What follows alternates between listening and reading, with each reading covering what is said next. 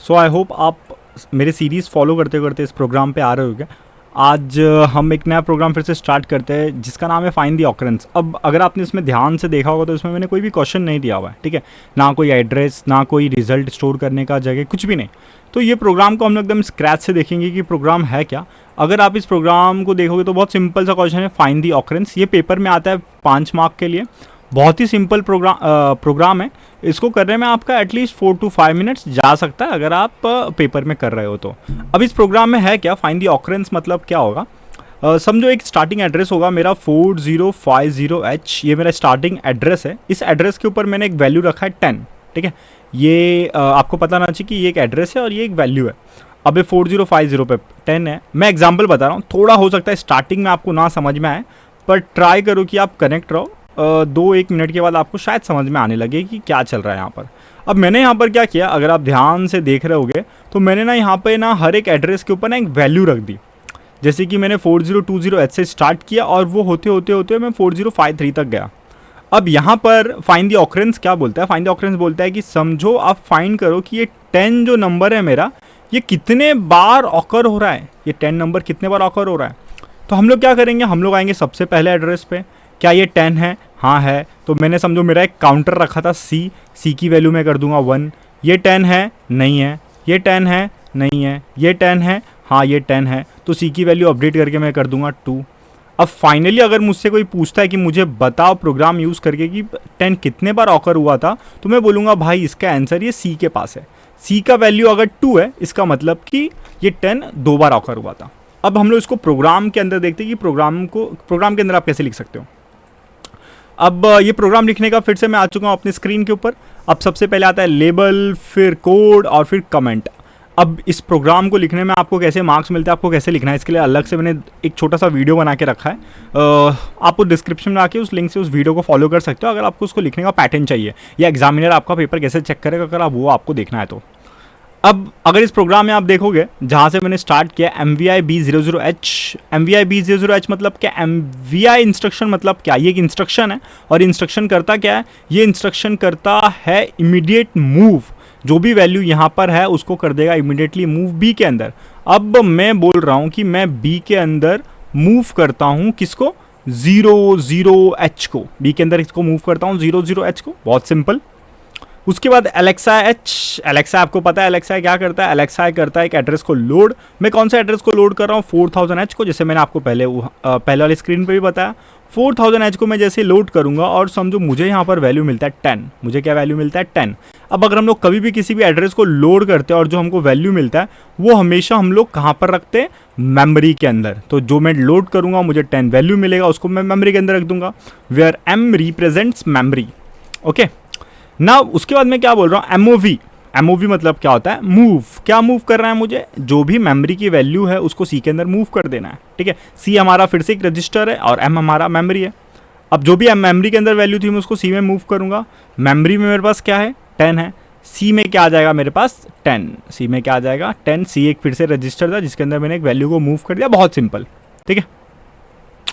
मैंने बी के अंदर एक इमीडिएट मूव किया 00H, मैंने 4000H को लोड किया, वैल्यू मिली, मैंने उसको सी में मूव कर दिया। अब तक बस हमने 3 स्टेप किया।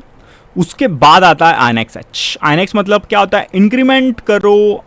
किसको इंक्रीमेंट करो, एड्रेस को, मतलब बेसिकली रजिस्टर पेयर। ये जो हमारा एड्रेस था वो अब हो जाएगा 4001H और इसके अंदर समझो मुझे वैल्यू मिलता है 15। मुझे क्या वैल्यू मिलता है, 15।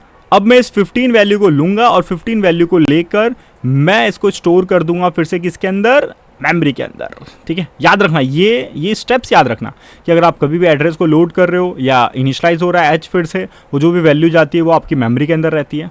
अब उसके बाद ये फिर से नेक्स्ट स्टेप में क्या बोल रहा है, जो भी मेमोरी की वैल्यू है उसको एक्यूमुलेटर के अंदर मूव कर दो। अब मेमोरी के अंदर मेरे पास क्या है, मेमोरी के अंदर मेरे पास 15 है। एक्यूमुलेटर मैंने अब तक बनाया नहीं है। ए मतलब क्या होता है, एक्यूमुलेटर। ए मतलब क्या होता है, एक्यूमुलेटर जो यहाँ पर दिया हुआ है, ठीक है। ए मतलब होता है एक्यूमुलेटर जो यहाँ पर दिया हुआ है। अब मैं बोल रहा हूँ कि जो 15 वैल्यू है उसको मैं यहाँ पर मूव कर देता हूँ 15, ठीक है। एक्यूमुलेटर के अंदर मैंने मूव कर दिया, हम लोग उसको ऐसे ही रीड करते हैं, मूव M2 है।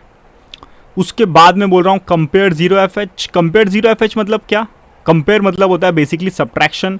अब यहाँ पर अगर कुछ भी नहीं है इसका मतलब यहाँ पर कौन है हमारा, यस एक्यूमुलेटर है यहाँ पर हमारा। अब एक्यूमुलेटर मेरे पास क्या है 15 है, ठीक है। अब यहाँ पर ना मैंने ना हेक्साडेसिमल में वैल्यू लिखी, आपको पता होगा ये बात, जैसे कि 9 तक हमारा नॉर्मल होता है, 10 से वो हो जाता है हमारा A, 11 हो जाता है B, ठीक है, 12 हो जाता है हमारा C, ऐसे ये बढ़ते रहता है, ये F है, ठीक है। तो 0FH एक वैल्यू है जिसको मुझे ढूंढना है। अगर समझो आपको ये थोड़ा कंफ्यूजिंग लग रहा है तो मैं इसको थोड़ा सा सिंपल करके इसको कर देता हूँ 15। समझो मुझे 15 को ढूंढना है कि 15 कितने बार ऑकर हो रहा है, तो मैं क्या करूँगा, मैं यहाँ पर करूँगा कंपेयर, किसको, एक्यूमुलेटर को और ये 15 को।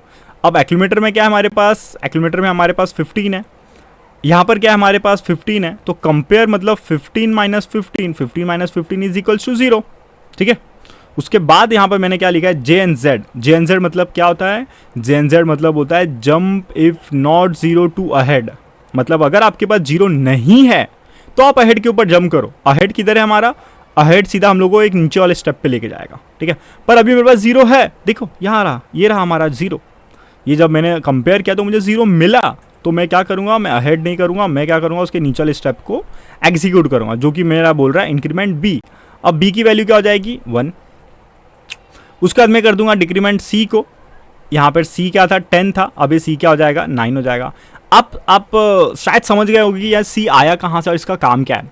यहाँ पर जब मैंने पहला एड्रेस लोड किया ना, तो वो वैल्यू को ना मैंने यहाँ पर यूटिलाइज नहीं किया, उसको मैंने क्या कर दिया, अपना काउंटर बना दिया। मैंने क्या कर दिया, उसको अपना काउंटर बना दिया। काउंटर क्या करता है, काउंटर ना प्रोग्राम को इन्फिनिटी लूप में ले जाने से बचता है। इन्फिनिटी लूप में ले जाने से बचता है कैसे, कि देखो नंबर्स का कोई लिमिट नहीं है, नंबर्स चलते रहेंगे। ये क्या करेगा, हर नंबर को कंपेयर करेगा, एड्रेस बढ़ते जाएगा, कंपेयर होते जाएगा। पर नहीं, हम लोग को कहीं तो रुकना है। तो मैंने यहाँ पर 10 नंबर सेट के आपके प्रोग्राम में ऐसा स्टार्टिंग और एंडिंग एड्रेस देंगे। आपको बोलेंगे कि 4001H से लेके 4011H, 4020H जो भी वो देंगे, वो आपको बोलेंगे वहाँ तक कर रहा है, तो उसके हिसाब से आप अपना काउंटर सेट कर लेना, ओके। अगर 50 नंबर्स कंपेयर करने बोलेंगे तो आपका काउंटर 15 हो जाएगा, ठीक है।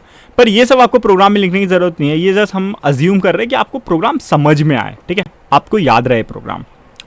अब ये हो गया मेरा, मैंने इंक्रीमेंट कर दिया बी को, डिक्रीमेंट कर दिया सी को, फिर मैंने बोला J N Z loop. J N Z loop मतलब क्या, jump if not 0 to loop. J N Z मतलब क्या, jump if not 0 to loop. क्या अभी मेरे पास 0 है, नहीं, अभी मेरे पास क्या है 9 है, सी की वैल्यू क्या है 9 है। तो मैं क्या करूँगा, मैं यहाँ पर लूप में चले जाऊँगा। लूप मेरा किधर जाने बोल रहा है, यहाँ पर जाने बोल रहा है। मैं फिर से यहाँ पर आ गया, मैंने फिर से एड्रेस को इंक्रीमेंट किया, ये हो गया मेरा 4002H। यहाँ पर समझो मुझे वैल्यू मिला अब 7, एक रैंडम वैल्यू ले रहा हूँ मैं, ऐसा कोई मेरा प्री डिफाइंड नहीं है, ठीक है। अब ये मुझे 7 मिला, अब ये वैल्यू कहाँ पे रहेगी सबसे पहले, ऑफकोर्स मेमोरी में।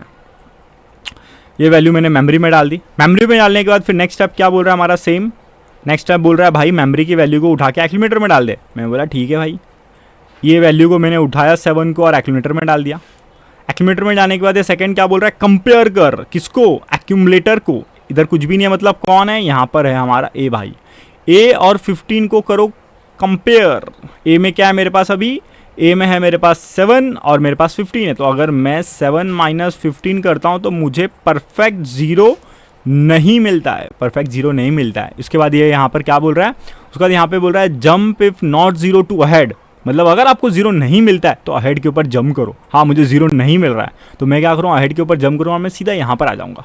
डिक्रीमेंट सी, सी क्या है मेरे पास 9, ये क्या हो जाएगा अब 8। उसके बाद फिर क्या बोल रहा है, जे एन जेड लूप, अगर 0 नहीं है, हाँ मेरे पास अभी 8 है, 0 नहीं है, तो मैं फिर से क्या करूँगा, लूप के ऊपर जंप करूँगा, फिर से आ जाऊँगा इंक्रीमेंट के ऊपर। ये फिर से इसको इंक्रीमेंट करने के लिए 4003H करेगा, फिर से इसको कुछ वैल्यू मिलेगी, समझो फिर से 15 मिला और फिर से बढ़ेगा, ठीक है। अब मैं ये पूरा 0 तक नहीं लेके जाऊँगा सी को, क्योंकि बहुत बड़ा वीडियो बन जाएगा। पर आई होप आपको ना लॉजिक समझ में आया होगा प्रोग्राम का। ये प्रोग्राम कर क्या रहा है, ये प्रोग्राम एक्चुअली में क्या कर रहा है, ये प्रोग्राम हर एक एड्रेस से एक नंबर उठा रहा है, वो नंबर को ले रहा है, एक्यूमुलेटर के साथ कंपेयर कर रहा है, और अगर उसको 0 मिलता है, तो वो बी को इंक्रीमेंट कर देता है। देखो अगर उसको 0 मिलता है तो J N Z to ahead, jump if not 0 to ahead, और अगर 0 मिल रहा है तो इंक्रीमेंट बी, नहीं मिलता है तो उसको इग्नोर कर देता है। और हमारा यही टास्क है, हमारा क्या टास्क है कि ढूंढना कि 15 कितने बार रिपीट हो रहा है। अब यहाँ पर मेरा बी का वैल्यू कितना है 1 है, मतलब 15 अब तक एक बार रिपीट हुआ है, क्योंकि हमने अब तक इतने एड्रेस के साथ काम किया है। और ये एड्रेस में अगर आप देखोगे तो 15 मेरा कितने बार रिपीट हो रहा है, बस एक बार। तो इसके लिए ऐसे आप इसको बार बार मल्टीपल टाइम्स करोगे और जब लास्ट में आप डिक्रीमेंट करोगे सी को और जब आपका सी की वैल्यू हो जाएगी इक्वल्स टू 0 तो आप इसके नीचे आओगे। ठीक है, सॉरी, जब सी की वैल्यू यहाँ पर 0 हो जाएगी तो उसके नीचे आओगे। और इसके नीचे क्या बोल रहा है फिर ये, बी को ए में डालो। बी को ए में क्यों डालो, मतलब जो भी बी की वैल्यू उसको एक्यूमुलेटर में डाल दो। अब समझो यहाँ पर बी की वैल्यू 1 है, मैंने एक्यूमुलेटर में डाल दिया यहाँ पे 1। ये मेरा फाइनल आंसर है। मेरा ये प्रोग्राम था कि फाइंड दी ऑकरेंस, कितने बार नंबर रिपीट हो रहा है, और ये मेरा आंसर है। उसके बाद मैं क्या करूँगा, एक्यूमुलेटर की वैल्यू उठाऊंगा, एचटीए करूँगा। एचटीए मतलब क्या होता है, जो भी एक्यूमुलेटर की वैल्यू है उसको उठाओ और एक एड्रेस के ऊपर शिफ्ट कर दो। अब जैसे कि मैंने यहाँ पर एक एड्रेस लिया 4020H, एक्यूमुलेटर की वैल्यू को उठाऊंगा और 4020H पर डाल के यहाँ पर मेरा प्रोग्राम हो जाएगा कंप्लीट। आई होप आपको ये वीडियो पसंद आया होगा। अगर आपको कोई भी क्वेश्चन है तो प्लीज़ यार कमेंट करो, मैं पूरा ट्राई करूँगा कि मैं आपको रिस्पॉन्स करूँ। ठीक है, और प्लीज़ यार चैनल को सब्सक्राइब कर दो, वो बहुत ज़्यादा ज़रूरी है। और वीडियो को लाइक कर दो, और मे भी आपका ऐसा कोई दोस्त होगा जिसको वीडियो को ज़रूरत होगी, उसको भी वीडियो शेयर कर दो। चलो, थैंक यू सो मच।